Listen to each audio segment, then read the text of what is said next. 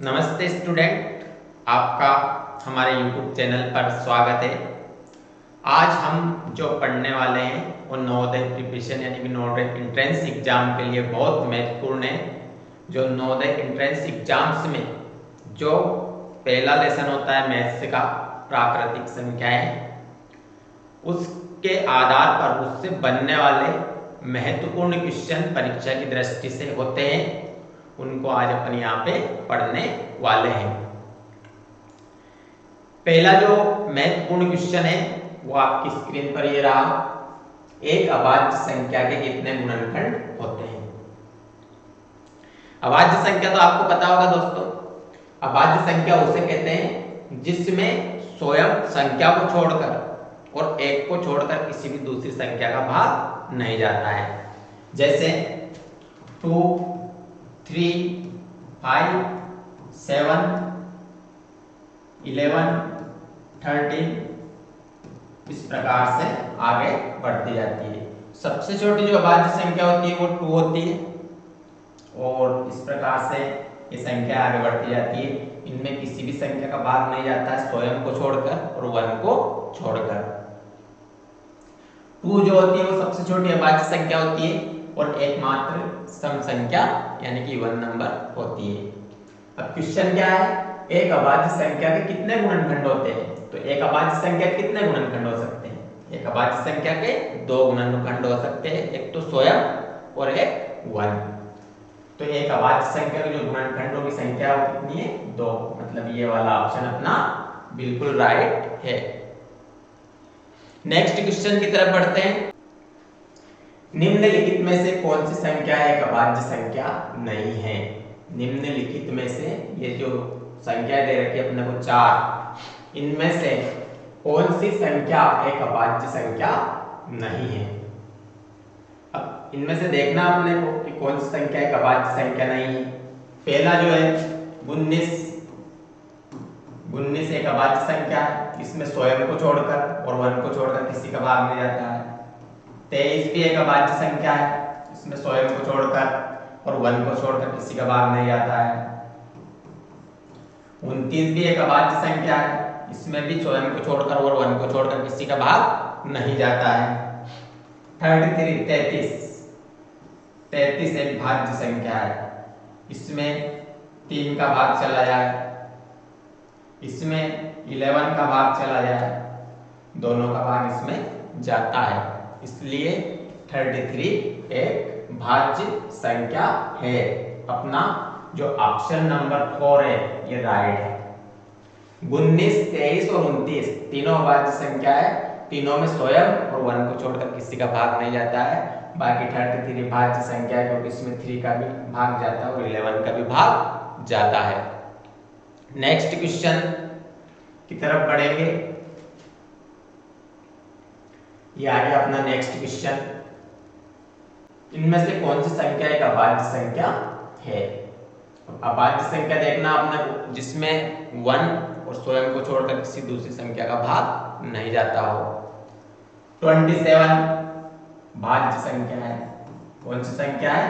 भाज्य संख्या, क्योंकि 3 का भाग जाता है, 9 का भाग जाता है।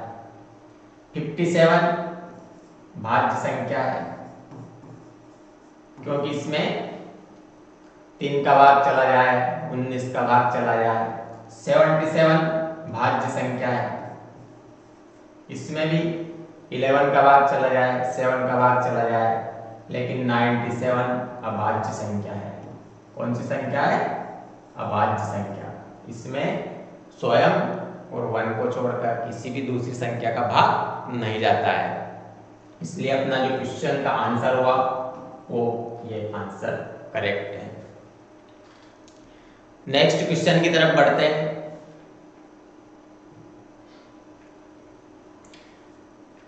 प्रथम 2 अभाज्य संख्याओं का योग क्या है? प्रथम 2 अभाज्य संख्याओं का योग क्या है? अभाज्य संख्या अपने को पता है कि 2 से स्टार्ट होती है।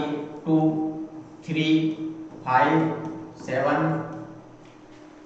11, 13, 17 और इस प्रकार से बढ़ती रहती है। क्वेश्चन क्या है? प्रथम दो अभाज्य संख्याओं का योग क्या है। तो प्रथम दो अभाज्य संख्या क्या है, ये इन दोनों का योग क्या है 2 + 3, तो बराबर कितना हो गया 5। 2 + 3 बराबर 5, तो अपना कौन सा आंसर सही हो गया, ये वाला। नेक्स्ट क्वेश्चन की तरफ बढ़ते हैं। 1 और 10 के बीच में कितनी अभाज्य संख्याएं हैं। 1 और 10 के बीच में कितनी अभाज्य संख्याएं हैं। तो 1 और 10 के बीच में अभाज्य संख्याएं 2, 3, 5, 7। 1 और 10 के बीच की अभाज्य संख्या यही है 1, 2, 3, 4। तो 1 और 10 के बीच में 4 अभाज्य संख्याएं हैं। Question number option number 3। Next question, निम्नलिखित में से कौन सी संख्या अभाज्य संख्या है। इन संख्याओं में से कौन सी संख्या अभाज्य संख्या है। 81 भाज्य संख्या है क्योंकि 9 का भाग जा रहा है और 3 का भी जा रहा है। 85 भाज्य संख्या है क्योंकि इसमें 5 का भाग जाएगा। 87 भी भाज्य संख्या है क्योंकि इसमें 3 का भाग जाएगा। 3 दूनी 6, 2 बचा, 3 हमारी 27। बाकी 83 जो है इसमें किसी भी संख्या का भाग नहीं जाता है स्वयं और 1 को छोड़कर। तो अपना ऑप्शन क्या सही हो गया, अभाज्य संख्या जो है वो 83 यानी कि 83 अभाज्य संख्या है। नेक्स्ट क्वेश्चन की तरफ बढ़ते हैं। 1 से 7 तक की संख्याओं में कितनी अभाज्य संख्याएं हैं। 1 से 7 तक की जो अभाज्य संख्या होती है उनमें कितनी अभाज्य संख्या है। तो 1 से 7 में 1 से 7 में जो अभाज्य संख्या होती है वो 2, 3, 5, 7। 1 से 7 में कितनी अभाज्य संख्या होती है 4। 1 से 7 तक बोला इसलिए 4। 1 से 7 के बीच में अगर बोलता तो फिर 3 रहती। तो 1 से 7 तक की जो अभाज्य संख्या वो कितनी है 4। ये नेक्स्ट क्वेश्चंस 100 तथा 110 के बीच आने वाली अभाज्य संख्याओं की संख्या कितनी होगी। अब 100 और 110 के बीच में कितनी अभाज्य संख्याएं हैं। तो 100 और 110 के बीच की अभाज्य संख्याओं को लिख लेते हैं अपन। 100 और 110 के बीच की अभाज्य संख्या रहती है 101, 103, 107, 109। 100 और 110 के बीच की अभाज्य संख्या है 101, 103, 107 और 109। इन चारों संख्याओं में स्वयं और 1 को छोड़कर किसी भी दूसरी संख्या का भाग नहीं जाता है, इसलिए इस क्वेश्चन का जो आंसर है वो है चौथा नंबर का। नेक्स्ट क्वेश्चन की तरफ बढ़ते हैं। 11 से 20 तक कितनी रूट संख्याएं हैं।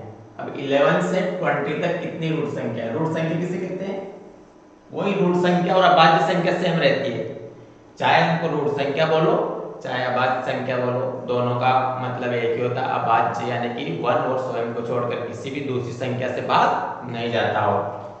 तो 11 से 20 तक की कितनी रूट संख्याएं हैं। तो 11 से 20 में 11, 13, 17, 19 ये रूट संख्या होगी। 11 से 20 तक कितनी होगी 1, 2, 3, 4। यह ऑप्शन अपना सही हो गया। इसके बाद में जो नेक्स्ट क्वेश्चन है उसकी तरफ बढ़ते हैं। अंकों 6, 4, 2, 0, 6, 4, 2, 1 तथा 0 को लेकर केवल एक बार प्रयोग करके 5 अंकों की सबसे छोटी संख्या बनेगी। इन अंकों का उपयोग करना है 6, 4, 2, 1, 0। इनका उपयोग करके 5 अंकों की सबसे छोटी संख्या अपने को बनाना है। सबसे छोटी संख्या, तो सबसे छोटी संख्या बनाएंगे तो सबसे पहले लिखेंगे अपन 1, फिर 0, फिर 2, फिर 4, फिर 6। सबसे पहले 0 नहीं लिखेंगे। अगर 0 लिख दिया अपन ने सबसे पहले तो वो 4 अंक की रह जाएगी। जैसे अपन ने लिख दिया 0 1 2 4 6, तो इस 0 का कोई महत्व नहीं रहता है, तो संख्या कितने अंक की हो जाएगी? 4 अंक की। लेकिन वो पूछ कितने अंक की रहा? 5 अंक की। तो इसलिए सबसे छोटी संख्या लिखना है, फिर 0 लिखना है, फिर 2, फिर 4, फिर 6। इस प्रकार से लिखेंगे तो 5 अंकों की सबसे छोटी संख्या अपनी बन गई। ऑप्शन नंबर डी वाला सही है अपना। नेक्स्ट क्वेश्चन की तरफ बढ़ते हैं अपन। 5 अंकों वाली बड़ी से बड़ी तथा छोटी से छोटी संख्याओं का अंतर क्या है? 5 अंकों की सबसे बड़ी संख्या कौन सी होती है? 5 अंकों की सबसे बड़ी संख्या होती है 99999। 5 अंकों वाली बड़ी से बड़ी तथा छोटी से छोटी, 5 अंकों की छोटी से छोटी संख्या होती है 1 के 4 शून्य। और इनका क्या पूछ रहा है? अंतर माइनस कर देते हैं। 9 9 9 9 8, 9 में 60 गए थे, 9 में से 1 के 8 बचे, तो अपना आंसर ये आ गया 8999। 8999 बी वाला ऑप्शन सही है। 5 अंकों की सबसे बड़ी संख्या, 5 अंकों की सबसे छोटी संख्या, अंतर निकाल लिया मतलब घटा दिया, तो ऑप्शन आ गया अपना डी। नेक्स्ट क्वेश्चन की तरफ बढ़ते हैं। गिनती की संख्याओं में कितनी संख्याएं पूरी तरह 2 अंक की है? गिनती की जो संख्याएं होती है उनमें कितनी संख्याएं 2 अंक की है? अब 2 अंक की संख्याएं कहां से कहां तक होती है? 2 अंक की संख्या होती है 10 यानी कि 10 से 99 तक, ये 2 अंक की संख्या है। अब कितनी संख्या हो सकती है? 99 में से 9 तक की एक 1 से 9 तक एक अंक की संख्या है, तो 99 में से अपन कितने माइनस कर रहे हैं? 9 माइनस कर दे, जो 9 1 से 9 तक है वो, तो इतना आंसर आ जाएगा 90। ये आंसर आ गया अपना 99 टोटल। 99 तक 2 अंक की संख्या होती है, लेकिन एक अंक की संख्या कहां से कहां तक होती है? 1 से 9 तक। तो 1 से 9 तक जो 9 संख्या होती है, 99 में से 9 माइनस कर दो तो 90 अपना आंसर आ जाएगा। नेक्स्ट क्वेश्चन की तरफ बढ़ते हैं। यदि किसी संख्या और उसके 3/5 भाग में अंतर 40 है, यदि किसी संख्या और उसके 3/5 भाग में अंतर 40 है, तो संख्याएं बताइए। अपने को संख्या पता नहीं है, संख्या मान लो x और उसका 3/5 x जो रहता है भाग, उसमें अंतर 40 है, तो माना संख्या x है, माना संख्या x है। अब x और उसका 3/5 भाग, तो 3x/5 में अंतर x माइनस 3x/5 बराबर कितना हो गया? 40 है। अंतर 40 है।